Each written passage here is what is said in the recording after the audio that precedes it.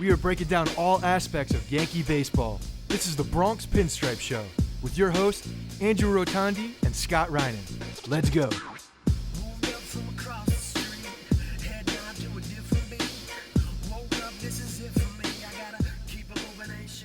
All right, you ready? Yeah. 3, 2, 1. What's up, everyone? Welcome to the Bronx Pinstripe Show, episode 358. Another week, another complete ass-whooping of the Baltimore Orioles.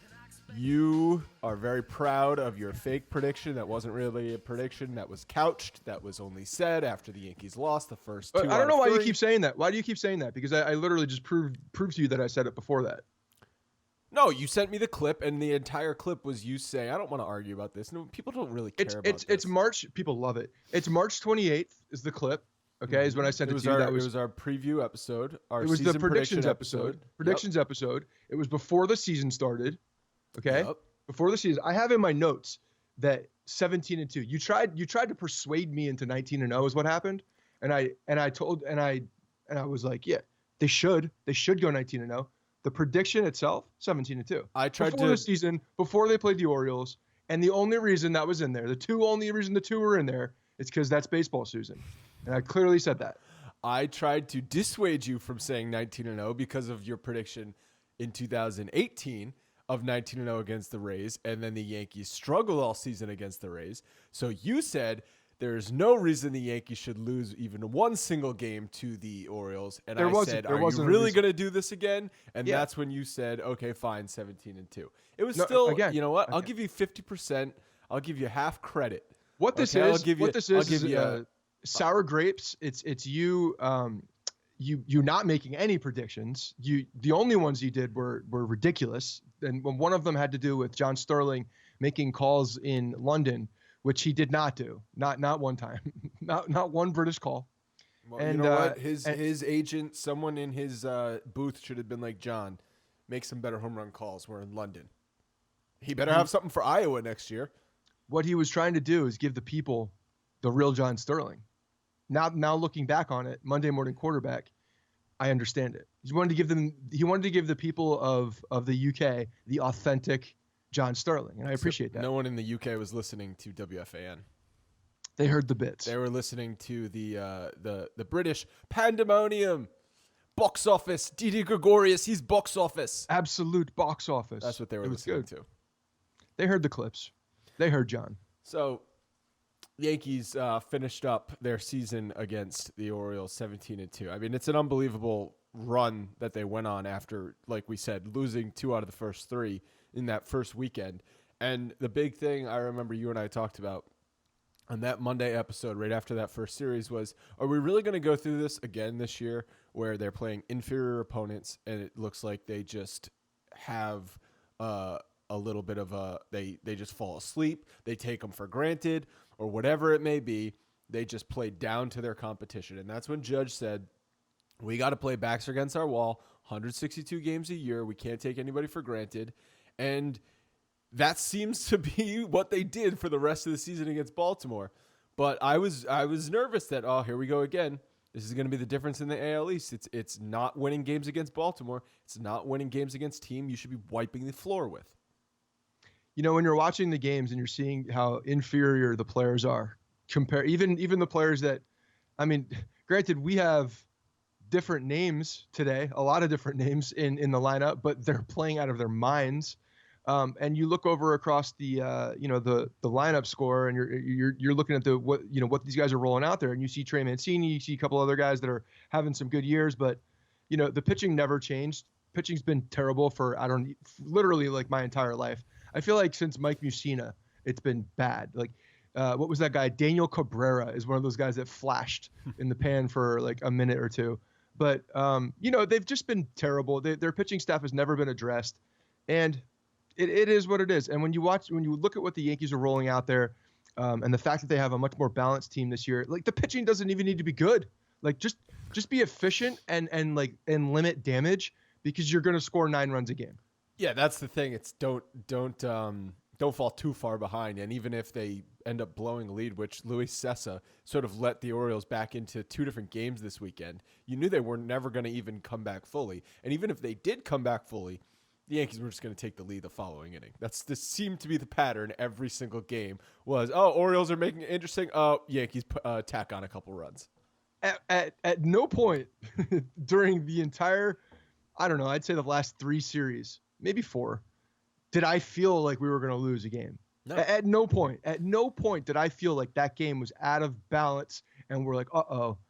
The only time I was nervous is when they had like 5,000 kids in the stadium, and that was going to be for things had nothing to do with baseball, but everything to do with like the baseball gods and like, you know, just showing those kids something. I was nervous about the kids. I'm like, well, what if the baseball gods like show the kids something? You know? That's like the thing. That's what made me nervous. That's the thing about baseball. Even though you should be winning every game against them, something eventually will happen. So right. I know people were talking on Twitter, the Yankees could play the Orioles 100 more times this season and win 100 games. They probably win about 97 of them. Yeah, and that's exactly why I built in the 2-game cushion. Some fun stats on the Yankees season offensively against the Orioles. So as a team, they hit 303, 386, 632.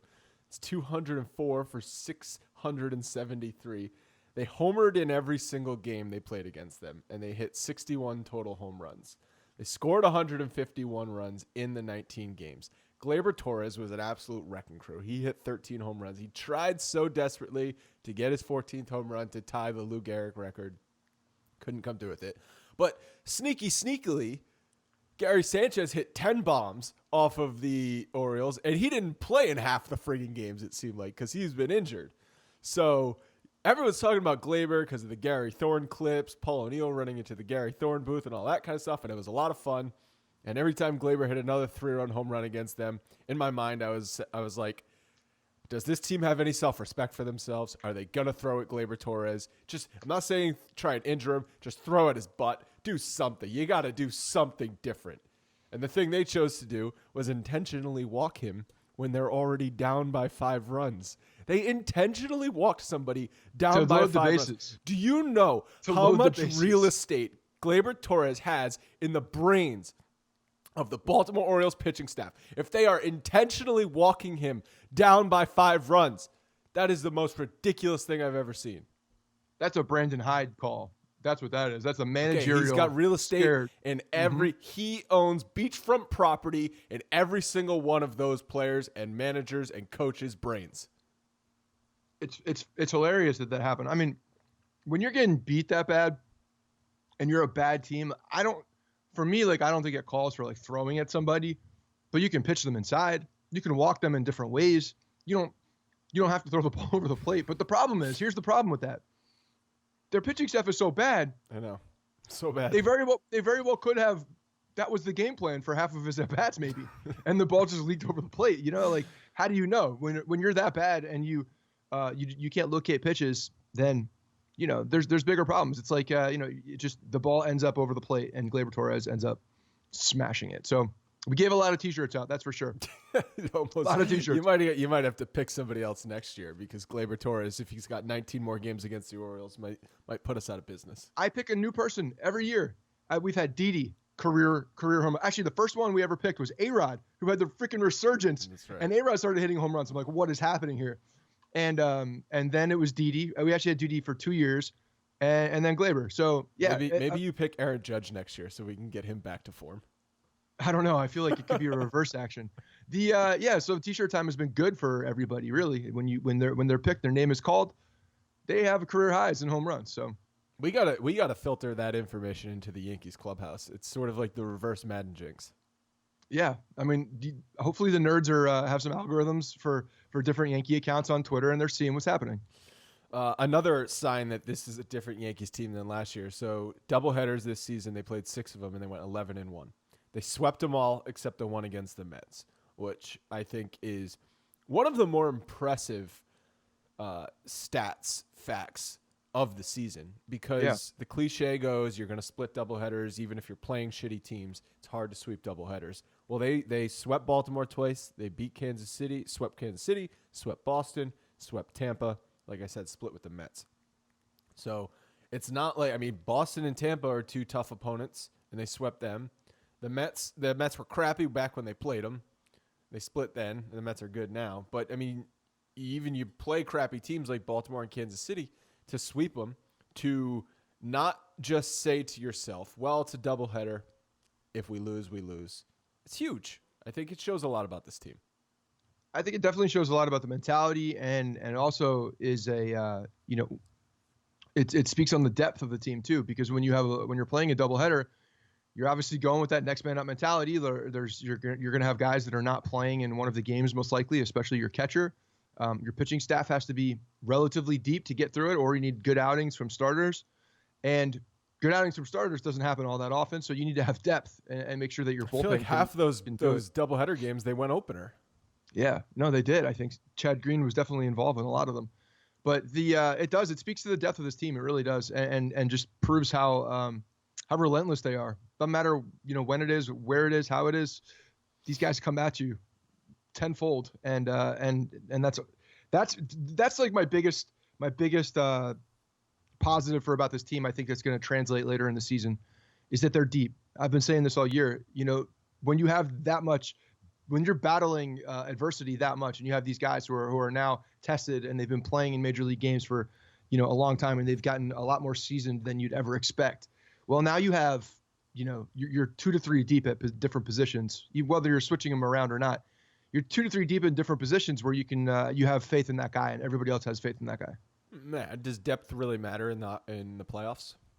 Yeah, I think it does, because things happen. I mean, things happen. You need big pinch hit spots. Like, how many times do you see like a big pinch hit spot that, or whatever the situation may be? It could be situational baseball where someone has to get taken out of a game, and an injury, whatever it is. Like, it's things happen in the playoffs. No hold barred at that point. I don't think depth matters nearly as much in the playoffs. I mean, certainly the regular season. Oh yeah, certainly it's more the regular season, but it also helps you in the dog days of the regular season, and allows you to keep your number one guys fresh. I mean, or it can just set you up for fresh. October. Depth can set you up for October. It can win you home field advantage because you're not going to lose games you shouldn't lose. It's like you said, it's going to keep your guys fresh. It can battle you through injuries, which the depth has really done all season for the Yankees. So yeah, I agree with that. But when it's you also have the ability to match up better too, because you have more options, and that's a good thing. Yeah, having the ability to match up with guys, because right now there's no. I mean, if you look around, like if we get a first baseman back and healthy for the playoffs, there could be there's definitely a decision to be made, whether it's the DH spot, whether it's and third base. Where's LeMahieu going? What's Urshela doing? Well, that's the What's thing. the LeMahieu's DH? playing no matter what, so it's just a matter of where is LeMahieu playing. And at this point, isn't Urshela playing? Well, then if that's the case, then it would have to be LeMahieu at first base. And if Voit or Encarnacion is healthy, I don't think that's the case. I think LeMahieu is then playing third base and Urshela is on the bench. There's the DH got to be there too. But look, that's what's crazy. Urshela is among the leaders for the batting title right now. Yes, I know. He's just barely below the qualifying plate appearance for batting title. How do you sit that guy?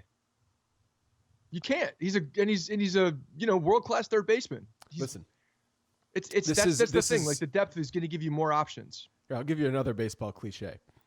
It will figure itself out. It always figures itself out, whether it's someone slumping, another guy injured, or something. It will figure itself out. And I know we'll talk about it over the next month and a half up until the playoffs. At this point, that's all anyone really cares about is the playoffs. I mean, maybe you're looking towards Houston and what they're doing because you're trying to get home field advantage, which we briefly mentioned last episode. Yankees are 2.5 games up on Houston right now. One interesting thing, though, Houston has the tiebreaker against the Yankees. They have the season series won 4-3, so the Yankees would actually need to finish a game up on Houston to win home field advantage. Garrett Cole was scratched from his start with hamstring discomfort. I have not seen an update yet on how long he will be sidelined, if he will be sidelined at all with that injury. But one of those starting pitchers goes down for Houston, and it is a completely different vibe going into a Houston series. Oh yeah, I mean, obviously their big three is what's the scary thing when you see them, and then, but again, they also have some depth when they have starting pitching depth, but. Yeah.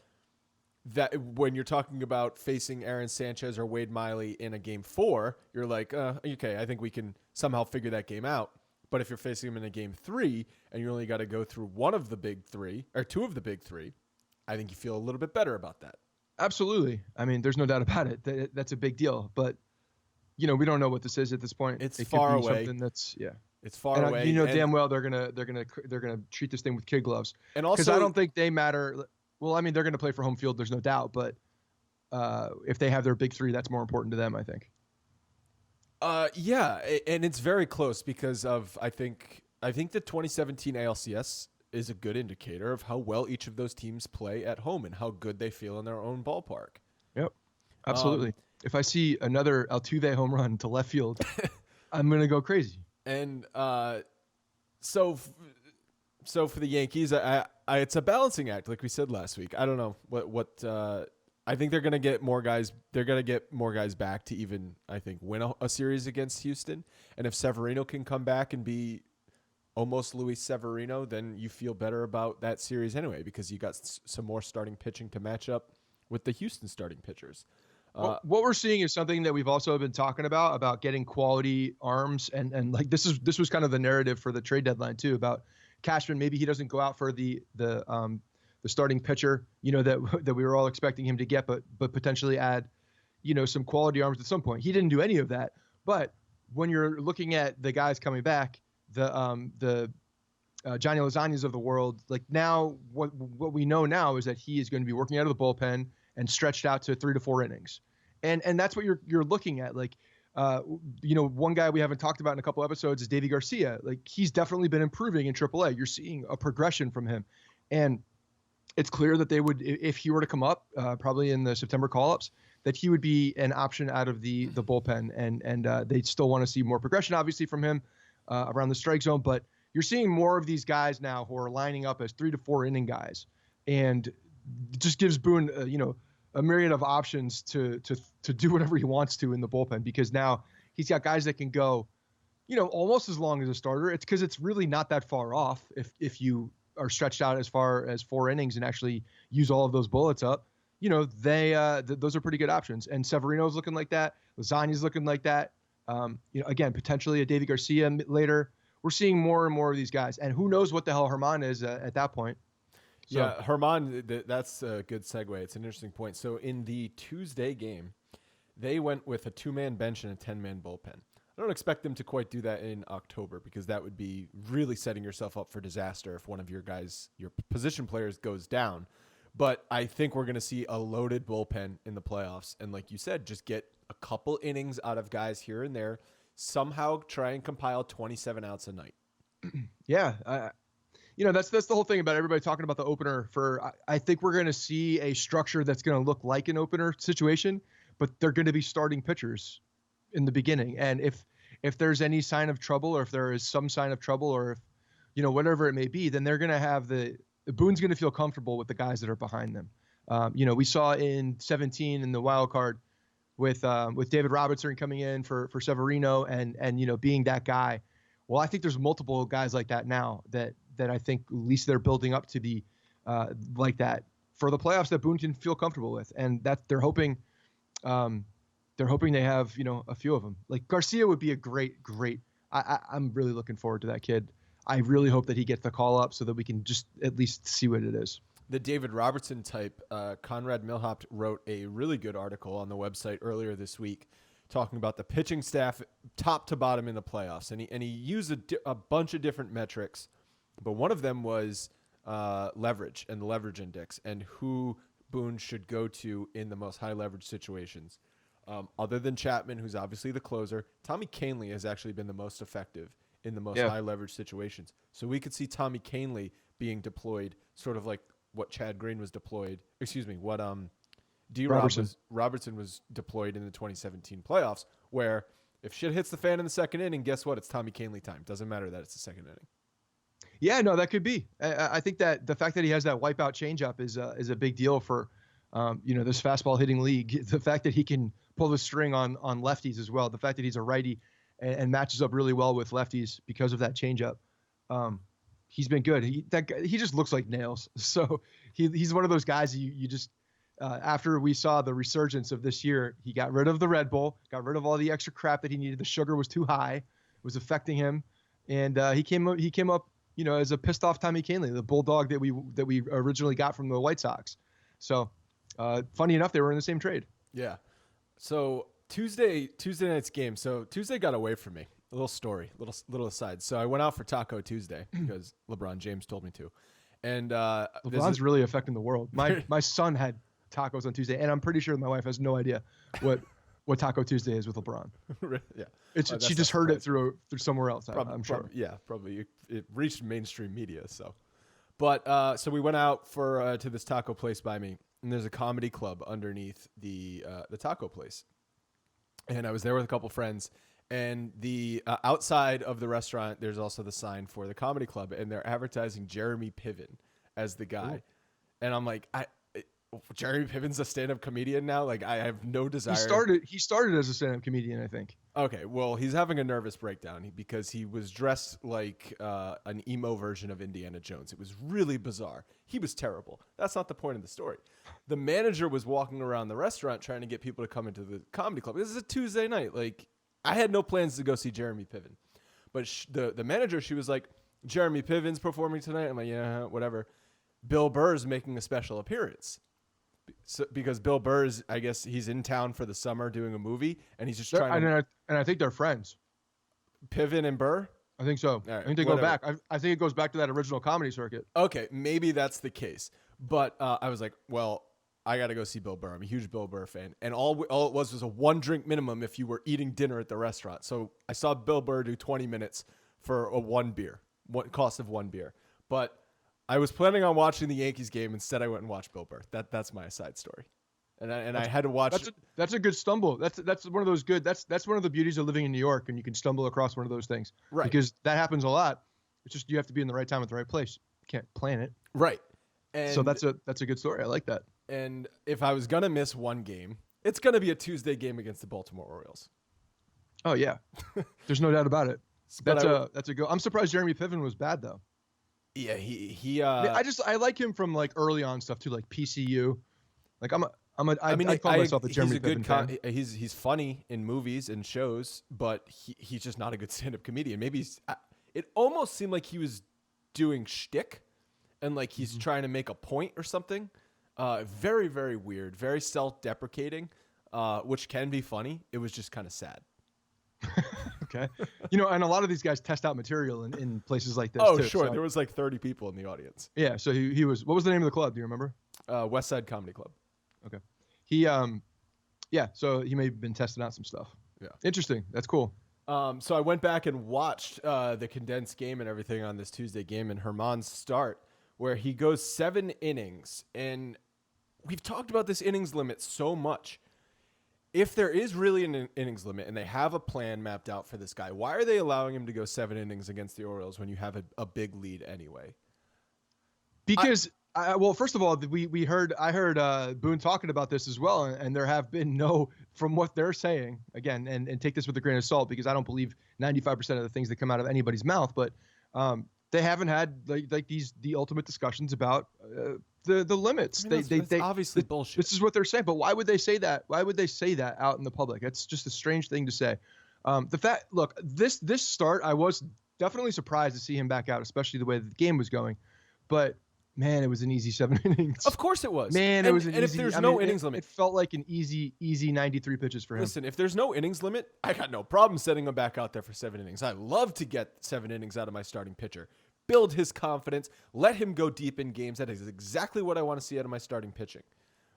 But if you are going to be shutting him down or limiting his innings at one point, that is an easy place to just save an inning or two.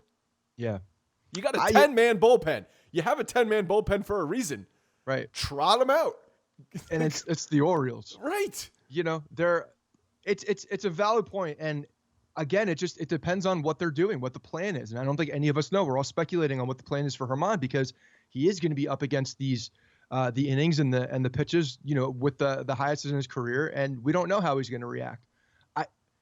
I want them to listen to the player. I want them to watch it. I want them to do the right thing. But what that right thing, again, like we said last show, like there's no win for them unless he pitches throughout the year and then pitches in the playoffs and does well. Like that's the only time that they can win. Everything else is a loss for them. because there will be something blamed. And It's a tough spot for them. It really is. Yeah, and I think we're starting to see. I think we're because going to he looked damn good too. He looked damn good. Yeah, just the 2 solo home runs allowed, 93 pitches in 7 innings is pretty efficient, especially for today. So I'm looking up his career high. I forget his career high. 123 and a third innings is his career high in innings pitched. That is in 2014. That was in single A ball. Yeah, he's at 116 right now, so he's basically up against his career high. But think about it. 2014 is a long time ago. right. Last year he threw like high 80s in innings. 89 innings combined last season.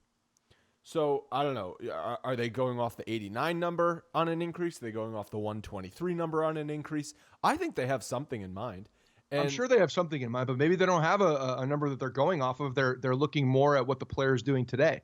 Yeah. And Because this is one of those things, right? Like there's no perfect algorithm for this. There's no perfect recipe. We've seen it work. We've seen it not work.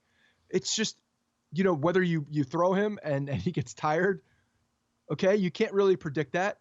Whether you shut him down and he doesn't come back. I think what the thing that we said last show, which I think to me makes the most sense, is we have seen Domingo Germán, even though he says that he doesn't want to do it this way, we have seen him be shut down for injury or whatnot, and then come back and be successful. So he's proved that he can do it, and he's done it this season. So what's there to say that why can't you shut him down at a certain point then, and then ramp him back up in a similar fashion like you did for the injury, and then expect his body to do something similar, because we've seen it now happen, even though he says that's not what he wants to do. Well, what we're seeing now is because CeCe's returning this weekend, CeCe's going to get the start on Sunday. That would be Germán's day to start on 5 days rest. But Germán's going to get pushed Monday off day. He's probably going to start Tuesday in Oakland on the road trip. They haven't announced that yet, but that would be a few extra days rest for him. And if they start doing that, I think you can limit his innings that way because you have CeCe. So now you have, with an opener, 6 starting pitchers. I can see them doing that for the rest of the season, or at least that's assuming health with CeCe. That's a big assumption, yeah. But I could see them doing that for at least the next couple weeks, while CeCe we're trying to figure out if he's healthy or not. While they're going to get September call-ups coming, and you have more pitchers that you can go to. How many more cortisone shots does CeCe get? Even though the doctor's like, no more. He's like, just hit me. Yeah, just hit me. I mean, come on. This is CeCe's last year. He is not thinking past the end of October. That is all he is concerned about. Hit me. But I don't know. Does CeCe? How much is CeCe going to care if he's not pitching in October? Like, obviously he wants to pitch, but he's probably not going to pitch in October. So he's just going to be in the dugout. He's going to be with the guys. He's going to be yelling if there's a brawl, if there's anything. He's the first I have guy a very out there. difficult time. I have a very difficult time seeing them leave CeCe Sabathia off of the playoff roster. I mean, it all depends on how he comes back and if he's. Yeah. Oh yeah. There's a huge question mark with his health. That's the biggest thing. There's no doubt. If he comes back and struggles, or he's got more knee issues, you can't put him on the roster. That would be a wasted roster spot. That means you're essentially going with 24 people, and you're handcuffing yourself for no reason. But if he shows that he's healthy, and I would have a very difficult time seeing them leave him off. And if all things are equal between him and J Happ, they're going to go with CeCe. Yeah, maybe. I don't know if you're going to have Sabathia and Happ on a 25-man playoff roster. Well, I mean, it depends. It depends because they're going to be taking some of the spots of some of the bullpen guys. That's the thing. Like some of the Luis Cessas of the world, and depending on how they're going to go with the bench, if they do go with they can't really go with a totally short bench because you've got to add extra guys for extra inning situations, for pinch running. If a guy gets banged up, you need to have. But you also need to have guys in there for depth as far as pitching. So yeah, it'll be interesting how that plays out to see which guys are stretched out, which guys are healthy, which guys are pitching well, because there's definitely a battle right now. Like all these guys are battling for probably two more bullpen spots that are going to be available from either the starters or some of these guys that are coming back. Right. It might not even be available. If Severino and Betances come back, then those two spots might just be those guys. Right. Right. So it's with the whole innings thing on Germán, I know they say publicly that there's no formal plan in place. I just don't believe them. I just flat out don't believe them. I don't either. I think that they've definitely have something drawn out, or at least they have considerations that they're looking at. But I do think that the fact that we're getting these guys back to, the 4-inning starters, because that's kind of what they are. I feel like we're getting 3 or 4 4-inning pitchers, and those are the guys that are going to help, eat the innings of some of where the starters would be. And it does allow you, I mean, they may even go, if this opener thing is working, I could see them later in the season using it a couple, to give another guy a day off. If the bullpen's rested and they have a Severino or a Johnny Lasagna who can go out there and throw 4 innings, like it wouldn't surprise me for one of them to get a start and you skip Herman. So I think that's going to be super flexible. I think it's a fluid situation, and I think they kind of like that. I think they like that they have options. Again, speaking to the depth, it's going to set them up for what they need to be in October, and that's healthy and firing on all cylinders. So you have them again. It's so many options now to make sure that you're going in with your best foot forward. It's a good thing. It's a damn good thing. One of the pitchers, too, I think is starting to round into form, and I'm very excited about Paxton and what he's done over his last few starts. And to shout out another article on the website, Rohan Arcot wrote a really good article about the evolution of Paxton's pitch mix and what he's done to sort of reinvent himself in the middle of the season. So he's decreased his four-seam fastball usage from 60% down to about 50%. He's decreased his cutter percentage. He's increased his curve percentage, and he's also added in a changeup, which he threw 9 times against the Orioles on Monday. It's a new pitch for him pretty much entirely. And what we're seeing is he's more focused on throwing different speeds because his fastball and his cutter were very similar in speed. He's talked about this, Paxton. There were some quotes in Rohan's article. A batter can gear up for 88 to 95 miles an hour, and they can adjust to 88 to 95 miles an hour. But if you can also throw either a changeup and a curveball in the low 80s, that adds a totally new dynamic to what the hitter has to prepare for. And Paxton's fastball is still his best pitch, but 60% of the time, eventually hitters are going to just start squaring it up. They're going to start sitting on it. They're going to start hitting it, especially if you miss spots on it. You've got to be almost perfect if you're going to throw 60% fastballs. And we saw him be imperfect with location far too often this year and get beat. Absolutely. That's the problem with him. Like that was the biggest problem, I think, that moved to this type of this mix. I think it's a really good thing for his career, honestly. The fact that he had those struggles and now is able to add this changeup and bring in these the off-speed stuff a lot more. I think it's just going to make him more of a dangerous pitcher because when he's in Seattle, we're seeing injuries. We're seeing a guy that looked really good, flashed at 98, like throwing high 90s.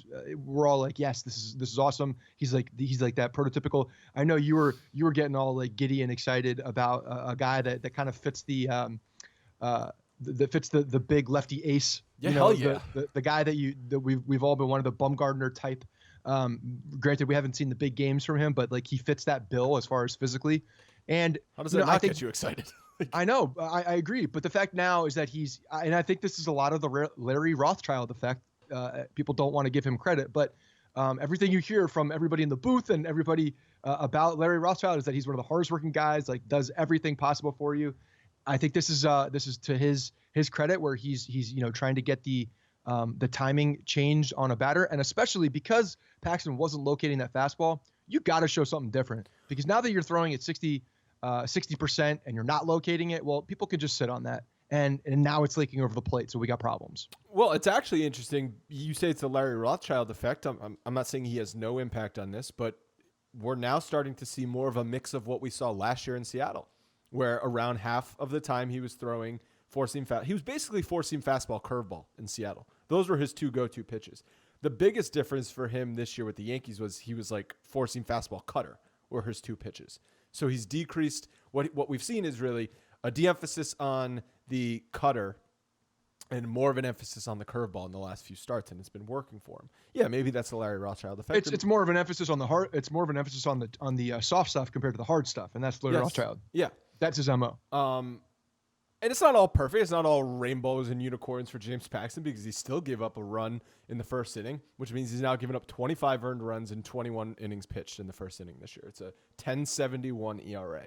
This is something. If these sort of problems happen in the playoffs, could be the difference in a ball game. Yeah, and it'll also be the difference in the he's got to show that he can get through for the beginning innings, because there's a confidence meter too with your starting pitching, and when you get into the playoffs, that meter gets lower and lower and lower as far as the when you're making that change. And if you're getting into trouble early, there could be a time where if it's a pivotal game, that Boone's going to go to the bullpen on one of the first signs of trouble, and then depending on what that is, like, that could really hurt the team. And the way that the bullpen is used, and them deploying some of their big guns. So a lot of it is, it's important for him to get off to these good starts, because it seems like when he does get into when he gets into the flow of a game, when he gets into the flow of his pitch, it's like the guy is really good at that point. And he still makes a couple of mistakes here and there, but I mean, you see the James Paxton that we all thought we were getting. You just alluded to this, but okay, so Paxton is going in game 1 or 2 in the playoffs of the division series, and he gives up a run in the first inning, and there's a couple guys on base. Well, you're not just sitting back in the dugout folding your arms saying, well, let him get through it. You got to call down to the bullpen and get someone warmed up. It's a completely different urgency in the playoffs that can unravel so quickly, right, with just a couple things going wrong in the first inning. Absolutely. There's no doubt. And again, if you get into trouble in the first inning, and even if you get out of it, now it's in the back of your mind where if you get into trouble, like you said, they're going to get someone up. Those B whips are coming into play. These guys are throwing the pitchers in the bullpen, and you got someone breathing down your neck. And whether, James Paxton gets affected by that, but again, it's going to be a much quicker trigger in the playoffs. So he's got to prove that he can get through these first innings, because they know, the unfortunate thing is they know he settles into games, but a lot of times you just can't wait. You can't get snake bit. Yeah. You starting to get worried about Aaron Judge's slump? It's ongoing. I'm not, no. So a couple rundown on his numbers here. He's 12 for 76. It's a 158 batting average with, over the course of this slump, these are actually the more concerning things. Sub 300 on base percentage and sub 300 slugging percentage. I'm seeing him chasing pitches. This guy looks uncomfortable. In the span of his slump, his batting average has dropped from 311 to 263, and his OPS has dropped from 984 to 842. I know he's getting a lot of bad strike calls on him, low strikes. We've seen it happen. Seems like more frequently over the last couple months, but maybe that's just because we're noticing them because he's not hitting otherwise. But a lot of people are managing and evaluating from their couches and on Twitter saying this guy does not look healthy. Still has not pulled a home run. He's not pulling the ball with power. He's not hitting the ball in the air. He smoked the ball to left field the other day. No, that was off the end of the bat. It doesn't matter if it's off the end of the bat or not. Still, you can still hit the ball hard. You can still swing hard. Yes. The hell does that have to do with it? Every squirrel can find a nut. You're not worried at all that Aaron Judge doesn't look right? No, I'm not worried. I maintain a steady hand throughout a baseball season. And what I'm seeing is a guy that is definitely struggling at the plate. There's no doubt. He's got some level of uncomfortableness. He's chasing pitches that he doesn't chase. Like he struck out yesterday in a high fastball that was just, you could see the frustration in his face. Like, why is he chasing it? So I think he's pressing. I definitely think he's pressing. And when Aaron Judge presses, everything becomes that much worse with his mechanics, because he's such a big guy and it's so hard to repeat those mechanics. When he's out of it, it takes a lot more for him to get back into it. And when you're swinging at bad pitches and your head's not in there, it becomes a mental game at that point. So I think at some point he's going to get back to his mechanics. He's going to find that zone where he feels good. He's going to start seeing the ball better, and he's going to be okay, because I don't see him. Why do people say he's unhealthy? Because of what they're seeing, because he's not pulling the ball to left field. Mm-hmm. He's still hitting the ball hard. I'm still seeing the exit velocity is there. Hard. It's the exit velocity is there. It's the launch angle that's not there for him. And I don't know, could that be something with the oblique injury? Because listen, that was that weird quote after the oblique injury back in like April or May where Judge said it's probably not going to be 100% this year. Yeah. Look, I see a guy that, and maybe the oblique injury got him into some bad mechanical issues as well.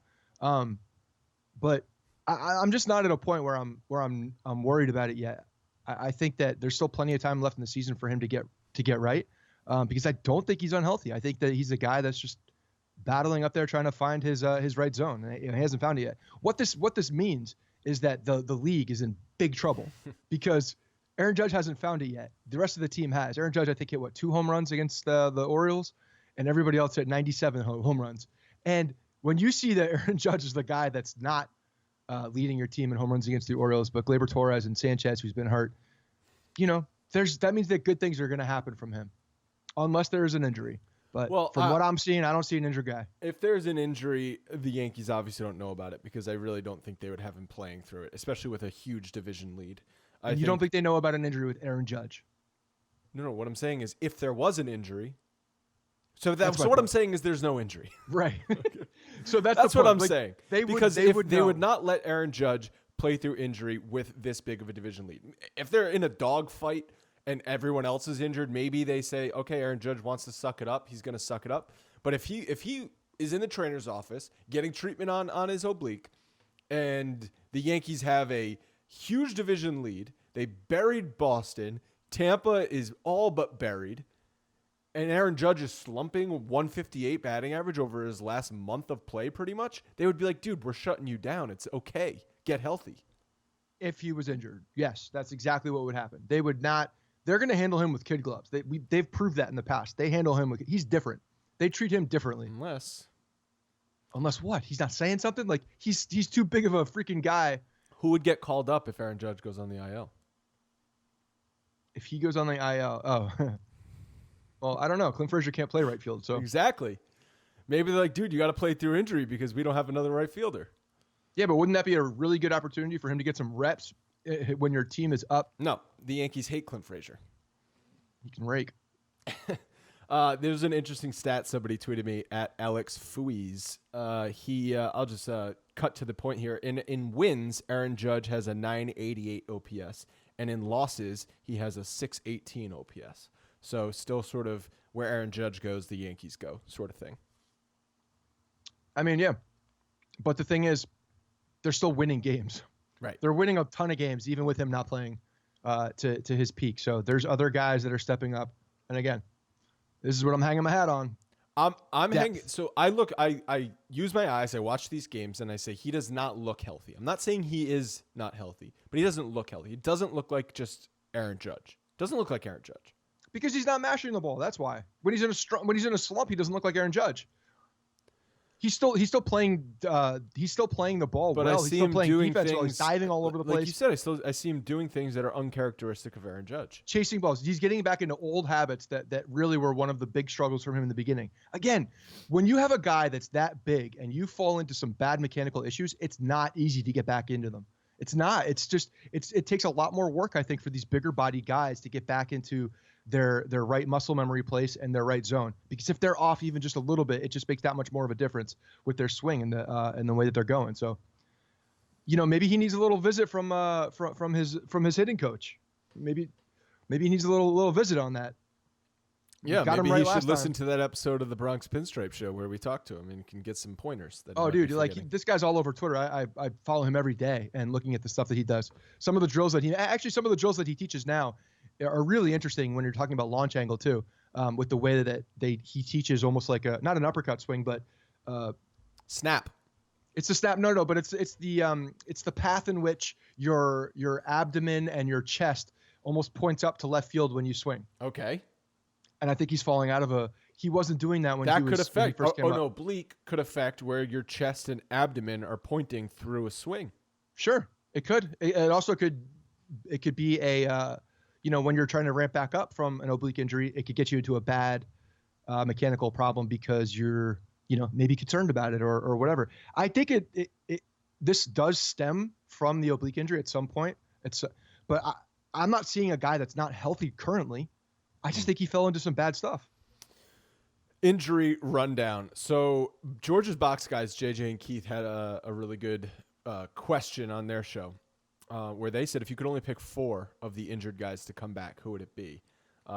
They talked about that on their most recent episode. Go listen to George's Box. But I want to ask you, if you could pick 4 of the guys who are injured to have back at the end of the season, Sabathia, Voit, Encarnacion, Sevy, Betances, Hicks, Loizac is already back, so take him out. Stanton, who are you taking? What 4 guys are you taking?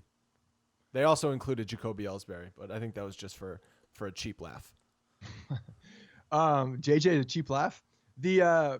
So I'm definitely taking two guys off the bat, which are no-brainers to me, and I think I agree with Keith in this sense. Severino and Betances, number 1 and number 2 for me. Those are the 2 guys that I want back. I want pitching.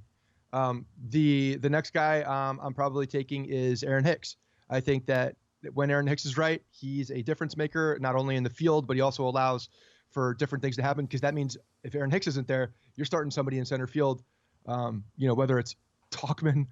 I'd still laugh when I say it. No, but I mean, Gardner, it's not to knock those guys, Maben or Talkman, but it's being logical about it and saying, how long can this sort of thing last with these guys? Right. Eventually, it's gonna stop. Or just fade. Or you have to say that if they come back down to earth, who do you trust more? Mike Talkman, who had the season of his life for the first time ever, or Aaron Hicks? He's had a month and a half of his life. Still the season of his life. Yeah.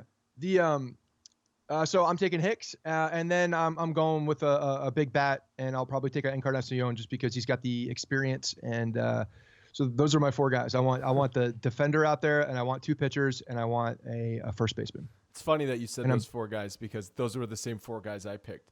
Because Severino, and Severino is not an option in this question. But I would definitely put Betances in there too, because Betances is a difference maker. Yes, but frankly, I'm still thinking that the only way this team wins a World Series is if Severino comes back and is good. I'm not saying he's got to go 9 innings, 8 innings, 7 innings like we've seen him do in the past, but he needs to be pitching in the playoff starting rotation. I'm using air quotes because whatever that means in the playoffs. He needs to be giving them quality innings in the playoffs. Yeah. I mean, I think it's definitely one of those when you look up and down the roster and you need one guy to get through what they're going to have to go through in Houston. If that's the team that they meet in the ALCS, then yes, they need another dominant pitcher because hopefully James Paxton could be that guy and round out this season and finish strong. Hopefully we could see Tanaka build off of his last start and continue to progress with that different grip on the splitter and making sure that he's that guy down on the zone, because that's huge. Obviously, we know what he's done in the playoffs in the past, but you need that third guy. If we can have that third guy, then that's essentially huge. Neither of us said Giancarlo. No, I mean, at this point, offense is not a problem. NL MVP, $30 million a year. Yeah. Nah. And again, it just speaks to the way this team is constructed. They don't need that guy. To me, when you're rounding out the perfect lineup and you're putting together a perfect playoff team, like I want defense, I want guys who can hit and make a lot of contact, who work the counts. Encarnacion is definitely one of those guys. And I want pitching. I want more pitching. But because the current roster hits, they hit. So here's a caveat to this. The caveat to the question was they're going to be back and they're going to be fine. Because Encarnacion has a fractured wrist. He might not be fine. He might not have the same power. And if that's the case, maybe I don't want Encarnacion back. Because then it's just a name at that point. And then you're deciding between Luke Voit or Giancarlo Stanton. Who's going to give you better quality at bats in the playoffs? If both are fully healthy, I guess it's Giancarlo Stanton, right? It's crazy. You need another first baseman, though. That's the thing. Like, you need a defender out there because now you're starting LeMahieu at first base every single time. Yeah, you'd be starting LeMahieu at first base, which is not ideal because you're sort of just wasting his premium defense at first base. But you have a premium third baseman. You have a good – it doesn't really hurt much either, though. It certainly doesn't hurt. I think it hurts. It doesn't hurt because he's a better first baseman than anybody else on the roster. But first base defensively is less important than second base or third base. I understand that. And I know you called Gio Urshela a premium third baseman. Every defensive metric says he's not a premium defensive third baseman. And he's not as good of a defensive third baseman as DJ LeMahieu. He's not bad, but he's not premium. I know everyone thinks he's Gold Glove because he got the reputation that he's Gold Glove because he couldn't hit. Well, that is the only reason he got that rep. Yes, it is. It's also because It's also because he makes amazing plays and people see the flash. Okay, fine, fair. He can make amazing plays. But I talked about this with Dan Szymborski. But since that interview, I want to see what those metrics look like. We don't have it right here, but let's look those up because the metric I haven't seen many of those like little dumb plays that I know Sean was keying on. It's not even errors. I mean, he made a bad play on Sunday Masahiro Tanaka's game, that the tag, but also the Tanaka game where he didn't get charged with an error, but it was a ground ball to third base and he just bobbled it. Somehow they called it a hit. And it's not just errors, because Matt Chapman for the A's led the league in errors last year, and he was far and away the best defensive third baseman in baseball. So it's not just errors. But I'm not saying errors. I'm saying just mindless plays, because it seems like his errors are the ones that are where concentration is lapsed almost. It doesn't seem like they're difficult plays. And he sometimes boots the easy play. I'm not saying that he is a bad defensive third baseman. I am trying to get to it now. And why is it giving me his left field stats? I don't care about his left field stats. Where are his? Okay. The thing is when you're looking at a moment. Here we go. Real quick, when you're looking at the defensive lineup, and I understand that LeMahieu is probably better than everybody at every position possible. Like, I don't care where he goes, he's probably better. And you're sticking him at first base. Like, that's not ideal. I understand that. And you're not using his defensive capabilities to the most because you're putting him at first base. But the point is that he is much better of a defender than the other first baseman that you have. That I think that there's also a compensation where you do have a third baseman that can come in there and play well. You have a shortstop that doesn't matter because he's going to be there anyway. And then you have Gleyber, who's playing a good second base. So it doesn't hurt you that badly to have him at first base. Gio Urshela, -5 defensive runs saved at third base, -2.5 UZR. So you want to say that defensive metrics are that's not for the entire 100% season? Entire season. So you want to bump it up a little bit and get him to 0 in each of those categories. That means by defensive metrics, he's league average. And I would even say he's better than league average, but he's not premium. Can you break that down for the last? No, they don't have splits. 2 months. Because again, defensive metrics they normalize really over the course of time. So 2 months, you're gonna get wildly drastic. I'm just curious as to what his defensive play, because it seems like in the past month and a half that I've seen a guy that hasn't made a lot of those careless errors that he did early in the season, and I think that's what's affecting. Listen, I still feel comfortable with Urshela at third base. Okay, I feel damn comfortable with him. That's not what I'm saying. But the point is that LeMahieu's best defensive value to the Yankees is not at first base. I'm not disputing that. So we also on this episode is not over. I talked to Mandy Bell. She is the MLB.com reporter for the Cleveland Indians. The Yankees got a big series this weekend. I'm pumped about this series because I feel like since they destroyed Boston, it really hasn't been much to get excited about as far as opponents to play, but this is a really big test. The Indians are the hottest team in baseball since June 1st. They're a potential playoff matchup. They just made a huge trade that actually has worked out in their favor so far. They got reinvigorated with that Bauer / Puig / massive trade. I'm excited about this weekend 4-game series. Yeah, me too. I like the fact. I mean, the rest of if you look at the scheduling in baseball and the fact that they've already played the Baltimore Orioles 19 times, and you see you go around to see like the other teams in the AL East and how many times they've played them, it's crazy. It's pretty wild to see. I think Boston has played them under 10 times. I think it is what I saw somewhere. It was around 10. It was significantly less. But the fact that they are Cleveland's coming in with a big 4-game set, and then they're going to the dreaded West Coast trip. Like, in all honesty, like, things could be very different in a week and a half. Yep. Things could be very different, especially when they're playing the Dodgers, who are right there for best record in baseball with the Yankees, and then Oakland, who's always a pain in the ass when you go out to Oakland. So you have opportunities where the Yankees Oakland's could also a give up some potential ground. Absolutely. playoff team. So you're playing in the next 2 weeks potentially 3 teams you could see in October. Yeah, so it's a big stretch for them. I think it's one of those we're gonna kind of see what they're made of as well. I think the pitching staff is going to be very, very spotlighted. We're gonna really see if these guys have progressed like we think they have from the trade deadline time. It'll be good, but I like it. And like, give me some competition, please. This Baltimore series was like snooze fest almost. I mean, we're seeing Gleyber Torres headed out. I love that. That's great. It's fun to watch, but goddamn, give me some competition. They're going to get some competition as far as the Cleveland pitching because even without Bauer, they're filthy. So the Yankees are going to miss Shane Bieber, who's maybe the Indians' best pitcher, but they're going to see Clevenger, who's been great. They're going to see this new kid, Aaron Savali, who I talked to Mandy about. He's a rookie. He's allowed 2 runs in 18 innings so far as a starter for them. Everyone in the organization, she said, say he is like a Kluber 2.0.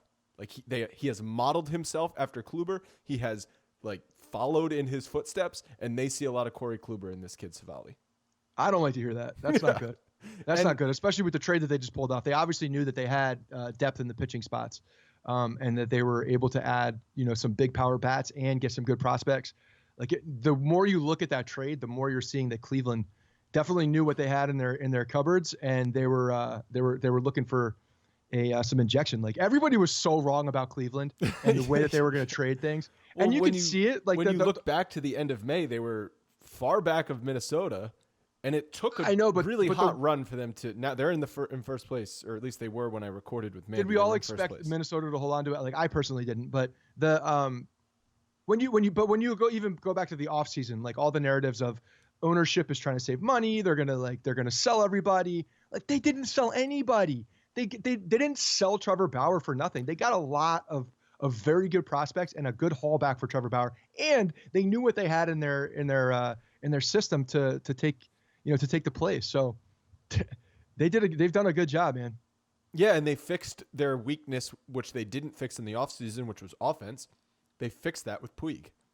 They got an offensive injection with Puig, and they're starting pitching, especially if they get a healthy Corey Gleyber back, and you're going to face in the playoffs Clevenger, Shane Bieber, Corey Gleyber, and now Savali are one of their other pitchers who are all pretty solid sort of number 4 starters. It's a tough playoff rotation to go up against. And the Yankees are playing them I'm actually excited. So this might sound backwards. I am happy the Indians are the hottest team in baseball right now, and the Yankees are playing them because it's a test. I sort of like, it's sort of like when you just need something to like wake you up in the middle of the season. Kind of like some Adam Gase smelling salt. Yeah. Like, let's bump some smelling salts and play the Indians for 4 games. Let's go, baby. Because I like it's fun. It. Give me something competitive in right now in Yankees land. The stadium is going to be live. It's going to be bumping for this series. There's no doubt. Especially you got like a guy like Puig coming in. He's going to piss people off. He's going to rub people the wrong way. We haven't really seen Puig very often. I mean, I know we've played the Dodgers, but he was in a weird place with the Dodgers when he was there and when they played us. But now that he's fully injected into this this stretch run with the Cleveland Indians, he's going to get under people's skin. He's definitely going to. I think the stadium's going to ride him a little bit. He's going to feed off of that. He's coming in ready to piss people off. It's going to be interesting. It's going to be a fun series. And he served his suspension to be back for the Yankee series. He served his suspension against Boston in the last 3 games. He is back tonight, Thursday, against the Yankees. Damn well he circled this thing. He's loving this. I mean, like from a distance, I always liked watching him play just because he was exciting, and we didn't have to deal with him. And he's a pain in the ass, but we didn't have to deal with him again on that side. But now that he's into this playoff contention, he's going to be a pain in the ass. He's going to piss me off too. I know it. I know he's going to piss me off. But you know what? Good. Yeah, I like it. Get pissed off at the opponent. That's more fun. Sports are fun that way when you hate the opponent. Oh, the emotion into it is way more fun. So stay tuned for the Mandy Bell segment. Last thing I want to talk about quickly. You see this Cashman car story? Yes. Cashman's Jeep Wrangler was stolen in the Bronx. I stolen because it just showed up at a body shop. It was towed to a body shop in the Bronx. So I don't really know who stole it. But he was driving it back to Connecticut. The police didn't communicate. Anyway, he got held up at gunpoint, and there was body cam footage that was released yesterday. Did you see this footage of Cashman with his hands on his head getting pulled over in Connecticut and the cops? And it's funny because the cop immediately was like, oh, shit, that's Brian Cashman. Like, we made a mistake. But weird story all around with this Cashman car. The whole thing is strange. The fact that, and it's not like when you're looking for footage like this, you're looking for a guy that is, well, one, when I first heard about it, I was like, okay, this was like in the middle of the night. Like they didn't know who it was. No, it's like broad daylight. Oh, yeah. He's still out there. And beyond, when you look at the footage, when you see him, and they know who he is, guns drawn, still hands on the head, still hands up. Like it's still, they're treating him like like a regular criminal. And I got to tell you, I love the fact that Brian Cashman drives a Wrangler. This seems like his fun mess around car. He's going to the stadium and going home in the Wrangler. That's true because it was in the Bronx. How did it get stolen in the Bronx but then towed to a body shop? Was it towed to a body shop or was it just taken to a body shop? I don't know if it was towed or taken. Was it towed with a chain? From it's kind of like stole it. Once your car gets stolen, though, do you want to still drive that car? I feel like once your house gets broken into, you treat your you'd treat your house differently. Like, oh, there's something off here. I don't want to live here anymore. You don't want to live there if your house gets broken into? My apartment, my first apartment out of college got broken into, and after it got broken into, I mean, we moved because we were in a shitty area, but it was just like a weird vibe living in that place. Like, it's been every time you leave, you got to make sure all the windows are closed and everything. It's just. I mean, I guess I'm not throwing away my house if it gets broken into. I can tell you that. I'm certainly not. I'm not throwing away my car. A 1 year lease on an apartment is different than a 30-year mortgage. Yeah. No, the fact that he drives a Wrangler, I want to see. I've been looking in the video and I'm trying to find out if it's an automatic transmission or a manual transmission because this will tell me a story about the man. Yeah, but if you're driving, you don't see the inside of the car. If you're driving from the Bronx and you're going to Connecticut and you're dealing with traffic and things like this, you're probably not going to be in a manual transmission, but. If that was a manual transmission car, even more respect. Like, does Brian Cashman do the Jeep wave? I used to have a Jeep. That's why I. Did you have a Wrangler? Respect this. Yeah, I had an old Wrangler. Like I had an old '98 Wrangler that I stripped the inside, took all the carpet out, got it so that I didn't care if it rained on. They're so much fun to drive. They're the most fun cars to drive. I absolutely hated giving it up. I gave it up when after Kemp was born because I never drove it. I'm like, well, it's just sitting in my driveway. Yeah, you still had it. Yeah. Yeah, I had it for a while. You're like, I'm insuring this thing for no reason. I just never drove it, and they're meant to be driven, and they're fun to drive. So I felt like it was doing the community and the justice for that bad boy to be sitting in my driveway. So I moved it on, and I mean I got an old Jeep on purpose because they're fun. They're like Legos. Like if something goes wrong with it, like you could probably fix it, and there's parts everywhere. They're just awesome to drive. They're really fun cars, especially if you're not driving a distance and you have them for just around town. They're awesome. A funny moment in the video was after the cops went through all the checks, checked his ID and everything. He's just talking to Cashman. He's like, I didn't want to say Brian Cashman over the radio because it would have just caused what the hell are you guys doing sort of thing. So I think he realized it was Brian Cashman very early on, and then was just like, okay, I'm going to go through protocol. But he had a gun pointed at him. So, I mean, you got a gun pointed at you, even though you're innocent, you're still probably shitting your pants. If you're Brian absolutely. Cashman. Yeah. There's no doubt. And he's driving a Wrangler. Like, is that really Brian Cashman driving the Wrangler? Right. I would have had a lot of doubts. Why isn't he driving a Range Rover?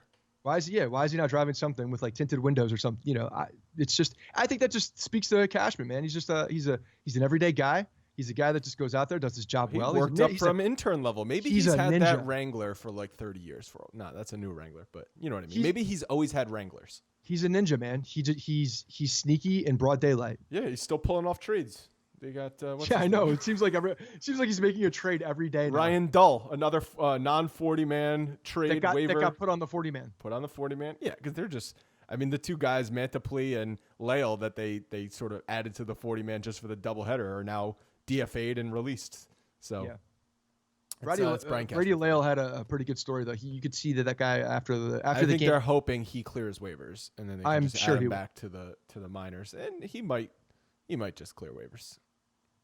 I'm sure he will. He's a known quantity too. He's been around the system for a long time, so they know what they got there. Other last thing is the event coming up. That's on August 31st. We're going to be ordering T-shirts. Yeah, when's the cutoff? It's coming up. Well, we're ordering T-shirts probably tomorrow at some point. I'm going to be ordering a bunch of shirts. Not to say that that's the cutoff, but we'll still be selling tickets after that. But if you definitely want to be guaranteed your shirt in the mail, then sign up today, tomorrow, and get your guys involved. But the deal is $69, and we will be watching in 205 the Yankees take on the Oakland Athletics. Again, like we talked about, it's going to be a fun series. That's going to be a fun game. It's a 1:00 game on Saturday. Come sit with us. We got a whole bunch of people coming out there. Looking forward to it. Good stuff. For Monday's episode, submit your mailbag questions. Call the voicemail line. We've got a new intern. Welcome AJ to the team. So we want to get the voicemails and all that stuff popping again. Call in. It's 646-480-0342. It's a huge series against the Indians this weekend. If the Yankees take 3 out of 4 or even sweep, they hit these Indians starting pitching, you're going to feel good about yourself. Call up the voicemail line and scream 30 seconds into the phone. Any last words, Scott? You hit it, man. It's gonna be a fun series. It's gonna be one of those tests that I think we all kind of want to see at this point. Someone who's not in the AL East, someone that's a good team coming in hot. It's gonna be fun. They have a lot of excitement. They have a lot of exciting players that I think people, Yankee fans, kind of respect from a distance and like watching from a distance. So I think it's going to be a very interesting series. All right, Mandy Bell segment coming up, and we will talk to you Monday.